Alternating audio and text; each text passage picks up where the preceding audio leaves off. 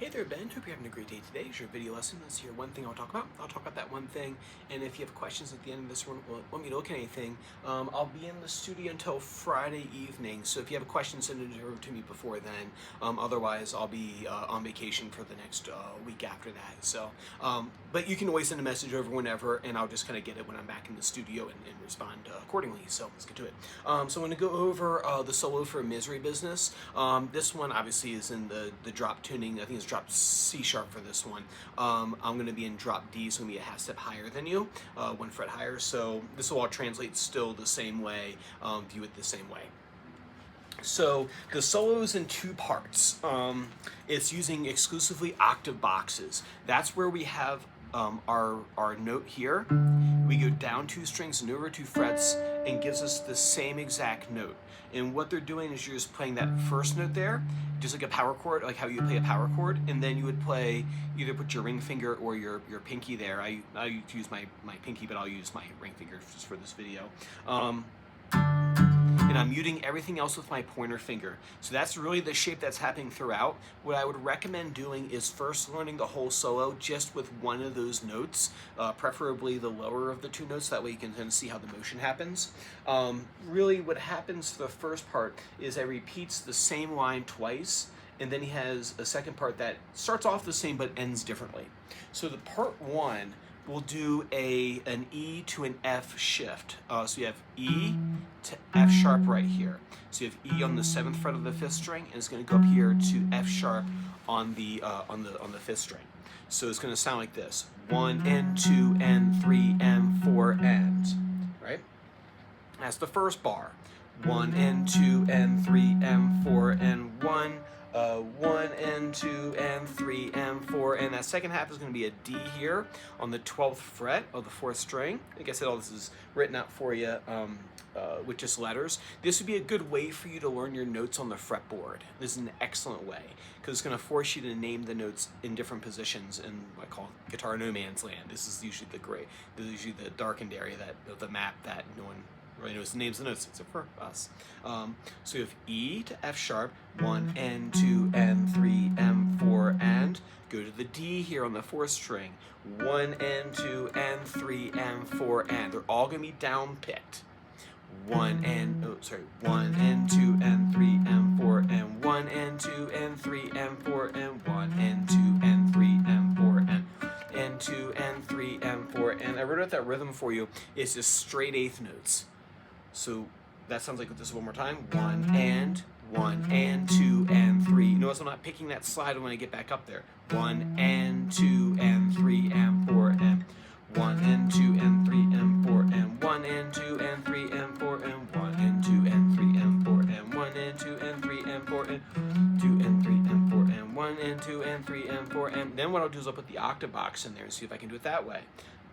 1 and 2 and 3 and 4 and 1 and 2 and 3 and 4 and. Now when you do the octave box on the 4th string and above, you're going to use this shape. Down 2 strings over 3 frets. So you have the 12th fret here on the 4th string. You have the pinky here on the 15th fret of the 2nd string. That's why I use my pinky there, because I can go from here. Where was it? And then. So 1 and 2 and 3 and 4 and 1 and 2 and 3 and 4 and. Notice I'm muting everything here. 1 and 2 and 3 and 4 and 1 and 2 and 3 and 4 and 1 and 2 and 3 and 4 and 1 and 2 and 3 and 4 and.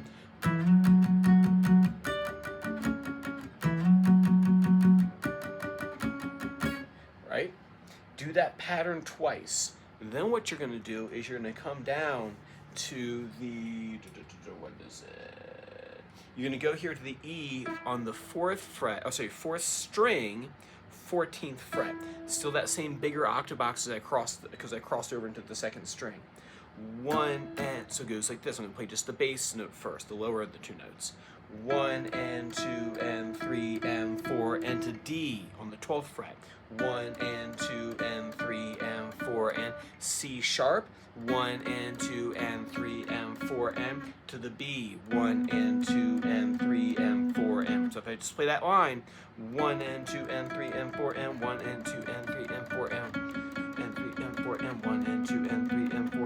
the octave box, 1 and 2 and 3 and 4. Oh, sorry. 1 and 2 and 3 and 4 and 1 and 2 and 3 and 4 and 1 and 2 and 3 and 4 and.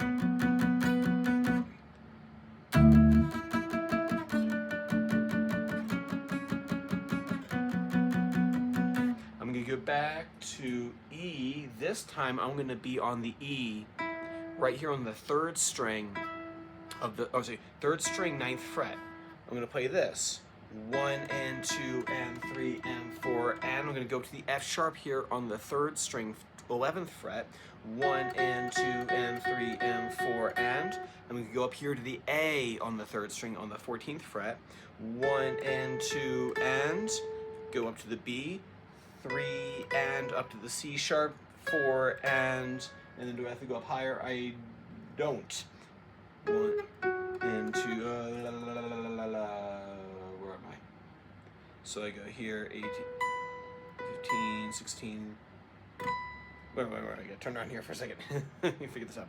So we got A, 1 and 2 and 3 and C sharp to the G sharp right here. All right, so all that one more time.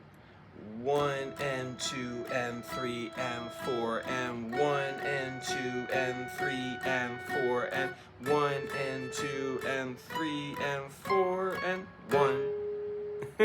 You'll be all the way up there in the stratosphere. So that's how you play the octave box part. Like I said, you do the first finger first, get used to where everything is, name the notes on your fretboards you're playing. That's going to help you out a lot in the future.